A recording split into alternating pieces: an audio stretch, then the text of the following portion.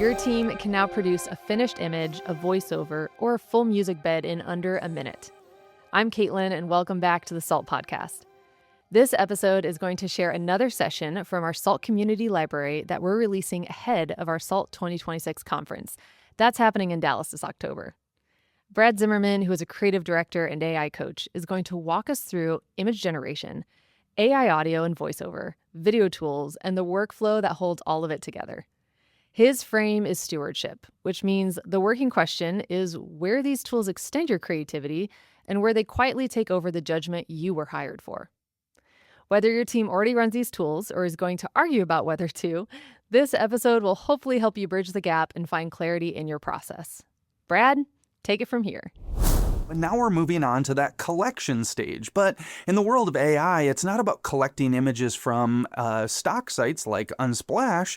It's about generating images. And so we're moving on to the now generation stage, where I'm going to generate what I'm looking for, and I can get so many more options than I would ever get from a stock site like Unsplash. So I brought that prompt over to Midjourney, and here are some of the options that we got. So here's the first generations based on that exact prompt from ChatGPT, and then I started going through and doing a lot of other generations.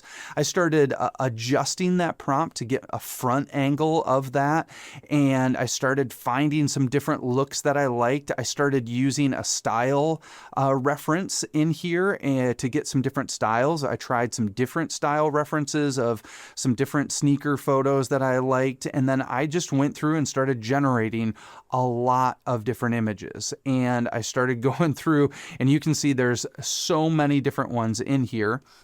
And I think I finally ended where was my final generation here? You can see there's a lot of them, but this is actually one of the problems with generative AI is that if you're like me, I'm an Enneagram 1. I like to think of myself as an improver, not a perfectionist, that things can always be better. But if you even view it that you're a perfectionist, it means that you can just end up generating over and over and over again because there might be something better. And sometimes you have to put in roadblocks or time restraints to say, like, I'm not going to spend, 8 hours generating. I'm going to spend maybe an hour and take the best thing that I can find. And so I finally ended up finding some images like this with these sneakers that I really liked and started getting some different variations on them. And then it zoomed back to expand them and started upscaling these images, because this is the next part of the process. So we started with our ideas, and then we went into that collection or generation stage. But with generative images, we really need to add one more step, which is upscale, because the quality of these images, like I've mentioned before, isn't super high. And so we need to use an upscaler to get higher quality. Now there's upscalers built into Midjourney, but then I add on another upscaler. So I use Gigapixel from Topaz. It's a one-time fee where you get a year's worth of updates for around $100. It's a great image upscaler, and you can use it for more than just generative images. And so I go in and upscale that so I have a super high quality, above 4K quality image, so that I can zoom in and out and have a really high quality image for that with my upscaler. And then I'm going to go into the design phase, and here is how that final design turned out. And so you can see I kind of extended the bounds. I've added in some more text, and I even did a couple more generations to get the shoelaces to look a little bit better. And then I did some other generations with some different prompts to get my tech support slides for this series. So we have little bunches of shoelaces down at the bottom of the screen and on the side, and just some color washes where I kind of removed everything and just had this similar vibe and style so that I could have some different variations of this for my series package. So that's one that I went through. But the first one that I actually did this process with was for an event we were doing, or a promotion we were doing for, we were working with Reach the Forgotten Ministries to do Christmas in the Jail, where we are going to get a bunch of things collected to donate items to people who are currently incarcerated and provide for them during the Christmas season. So this is what that process looks like. And so I asked, I need a widescreen graphic for Christmas in the jail. This should show a jail cell block decorated for Christmas with the words Christmas in the jail over the top. This should be hopeful and positive. Because I didn't want, typically, a jail scene is going to be seen as bleak, and I wanted to portray the opposite, that there is life and hope in the lives of the people who are there. And so here's a couple images that I got. They're kind of cheesy. The people don't look realistic. So I said, can you make it more realistic with not people? Again, terrible English, but it understands me. And give me a couple options without text. And it gave me these few different options. And I really liked this one. I really liked the vibe of it and the lighting in it. I liked that there's a tree at the end of the hallway. It didn't seem unrealistic where this cell block seems like it goes on forever.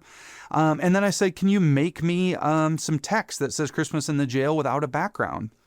And the funny thing about these is it generated an image, but this isn't a transparent background. That's actually a generated checkerboard that's not even correct. You can see here where it's not even the right checkerboard pattern. So that's not truly transparent. And then I said, can you give me some more options? And it gave me more options, but like it split them in half. And so it didn't even look right.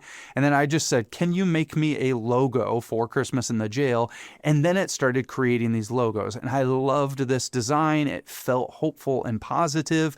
It just got the text wrong. So what I did is I took that, and I didn't actually even bring these to Midjourney. I utilized these generations, and I had to fix that logo. And so I brought that into a vectorizer tool. There's some different online AI vectorizers. So I used a vectorizer tool to vectorize that image so then I could adjust the text and kind of recreate letters by taking different parts and pieces of letters to create new letters and make Christmas be worded right.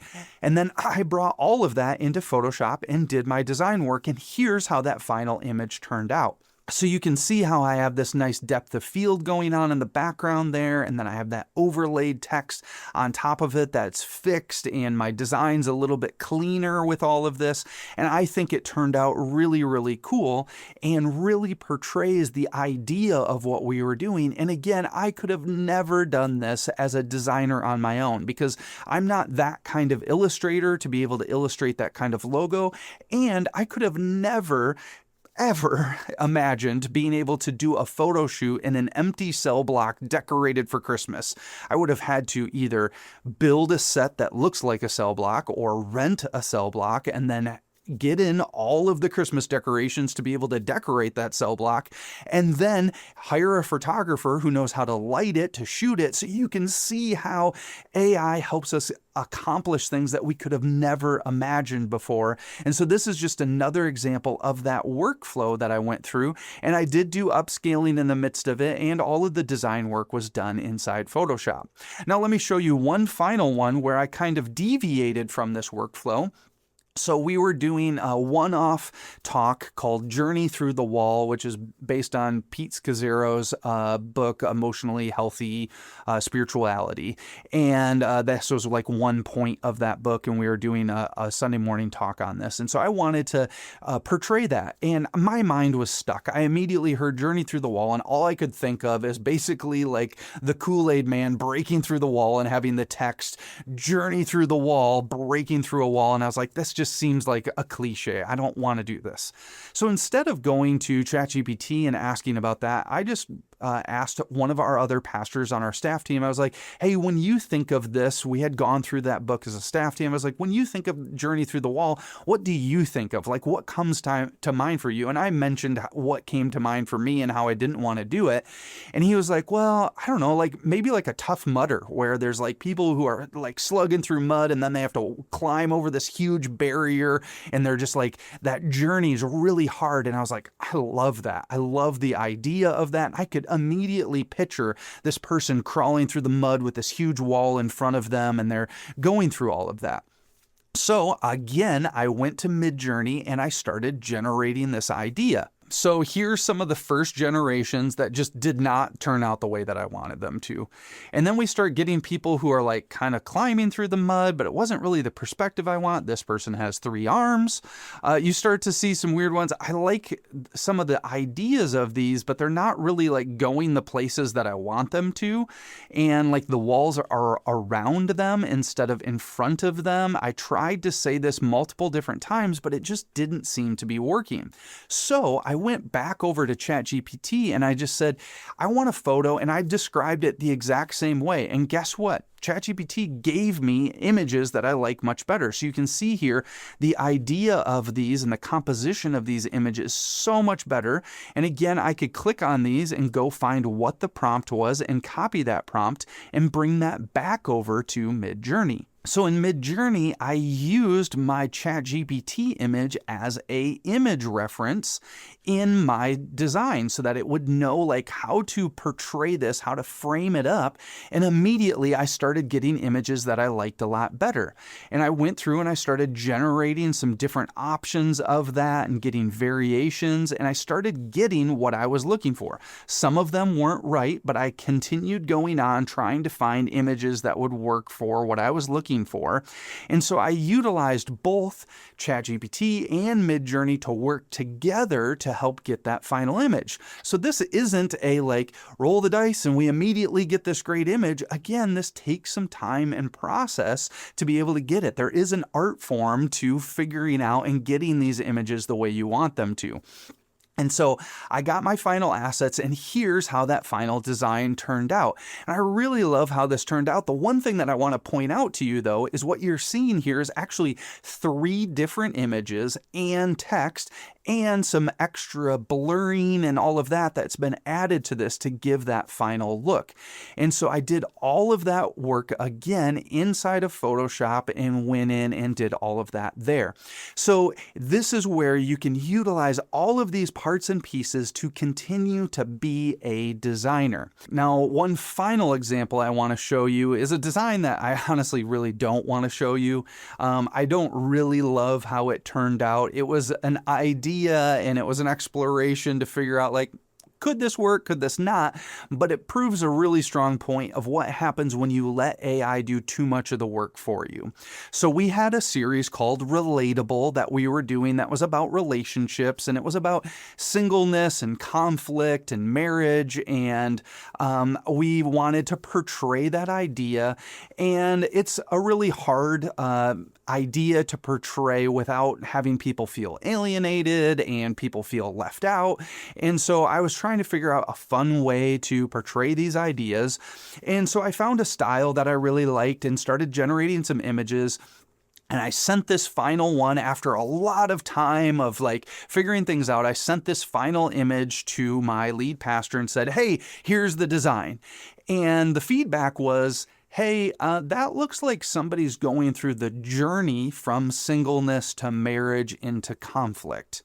And we want to portray those as 3 separate different things, not a journey that you're necessarily going to have to take, because we don't believe that you have to be married or that because that conflict only exists inside of marriage or anything like that.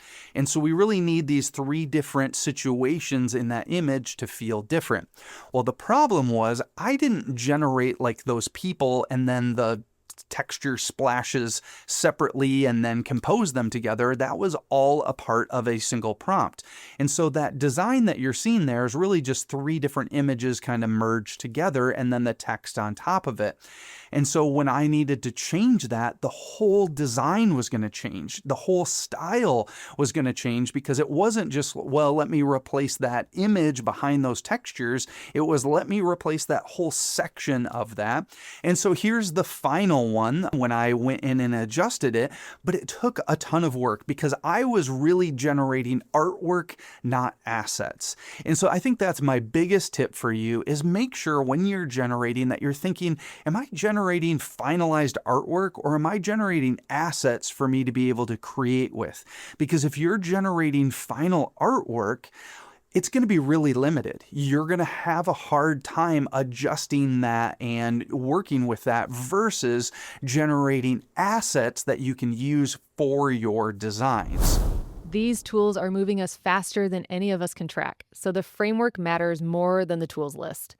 Brad's full course is inside SALT Community along with the rest of the AI material that we've built for church teams.